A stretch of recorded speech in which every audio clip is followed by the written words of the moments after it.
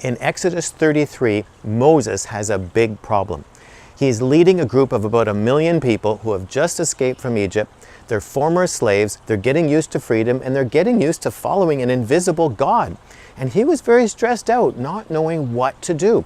In fact, you get a sense of how difficult this group was and how frustrating it was to lead them, because at the beginning of Exodus 33, God tells Moses, take them into the promised land, but I'm not going with you, because if I go with you, I will probably kill them, because he was so frustrated with their sin and rebellion.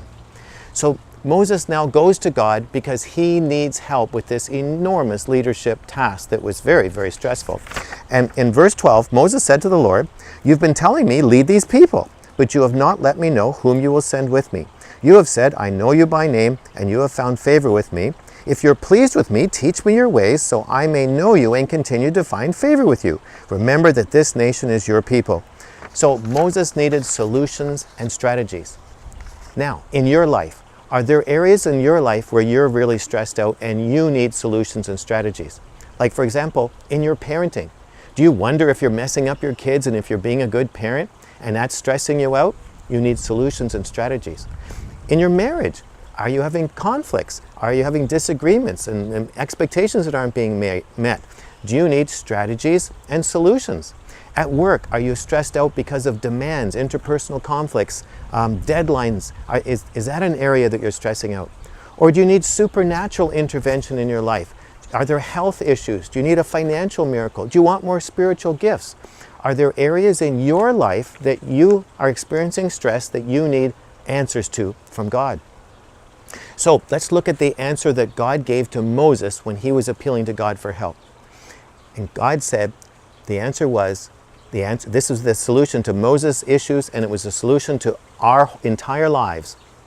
My presence will go with you, and I will give you, now at this point I'm expecting new strategies, new solutions. In Moses' situation, maybe more provision, more helpers, more leadership tools, a seminar. No, he said, my presence will go with you, and I will give you rest. Now this is really hard for me to put together. Moses didn't need another nap, I wouldn't think. But he said, I'll give you rest. But what God meant was that when you're in his presence, he does the work, he brings the solutions, and you can have rest in your spirit.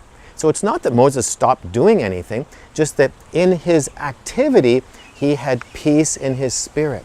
And that is the key to resolving our stress, is to be in his presence, and he does all the work. Now, I'm not talking here about omnipresence, because I know some of you are saying, well, what am I talking about? God's everywhere all the time. That's omnipresence. No, I'm referring to manifest presence.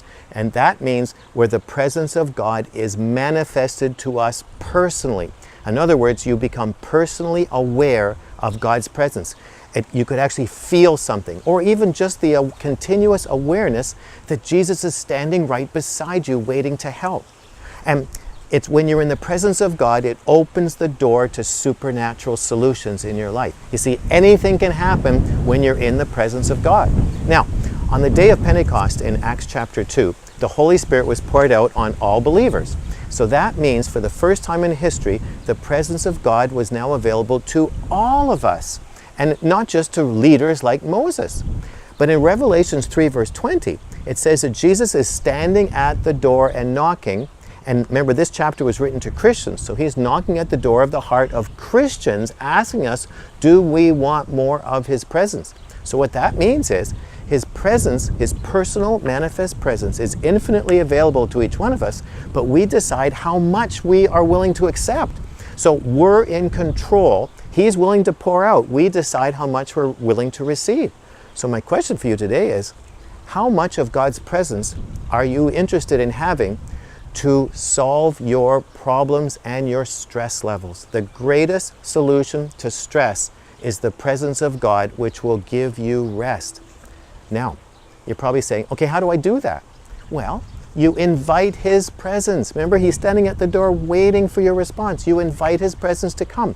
Worship is probably the easiest and most enjoyable way to invite his presence, because we know that God inhabits the praises of his people. So playing worship music in the car, at home, being worshipful in your mind, talking to him, listening to him, Devotional time is a time of bringing in His presence. There are so many ways that you can have an ongoing connection with God throughout your working day, and you invite His presence into all your decisions, into every circumstance that you face. You talk to Him about it. That's how you bring the presence of God into parenting, your marriage, and your work. And here's a tip for your marriage. Every day, pray with your spouse out loud, holding hands. That's a way of bringing the presence of God into your marriage, and you can resolve issues much faster when you do that. So, be in His presence. Invite His presence. That is the greatest solution to our stress that has ever existed. It worked for Moses. It changed my life when I discovered the presence of God, and it'll work for you too. So now I want to hear from you. Have you discovered the power of God's personal presence in your life? And what difference did it make? Just leave your testimony in the box below this video, because it will encourage other people who are wondering how to get started. And if this is your first visit here, you need to get my free self-assessment guide.